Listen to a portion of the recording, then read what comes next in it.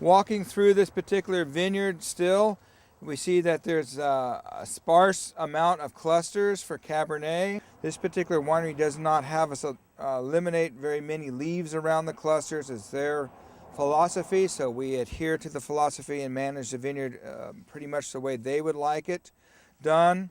They would like to have some protection from the sun. And these rows are orientated in a fashion that pretty much in the late afternoons they can get sun on both sides, the left-hand side as well as the right-hand side. So again, it's managing the canopy to minimize sunburn damage or overexposure of the sun on particularly hot days. So that's why in this particular vineyard we'll see more leaves around the fruit itself and a little bit more in the amount of laterals that are here. But it's again a policy and an enhancement of the winery that buys this fruit that we adhere to. Verasion is happening. Again, the berry softening. The berries for the most part have finished sizing. They might size up a little bit more from this point, but not a significant amount.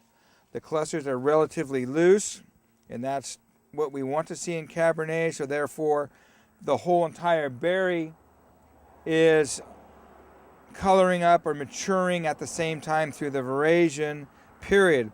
And when a sampler comes, they have a better opportunity to sample, do a berry sample here than maybe a cluster sample, where a lot of times the internal part of the berries or internal part of the cluster is still green or pink in color.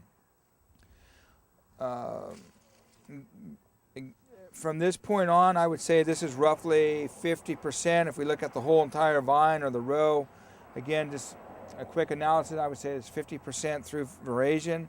So within the next week, we'll be at 80 to 100%, and then that point is we can come back and thin out the green clusters, the green thin, or the pink part.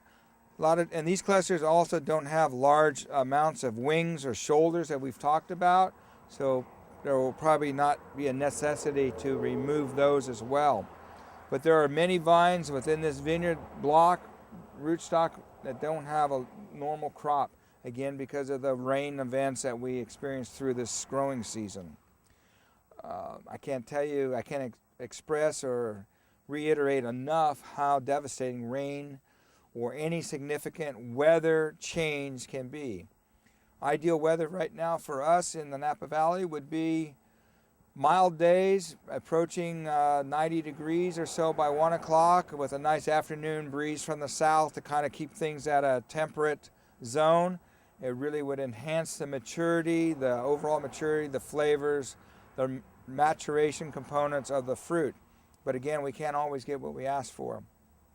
But we are behind. The 2011 season is behind what 2010 was, and 2010 was behind normal, and it was behind 2 to 3 weeks, and I'm anticipating we're behind 7 to 10 days at this point of where we were a year ago.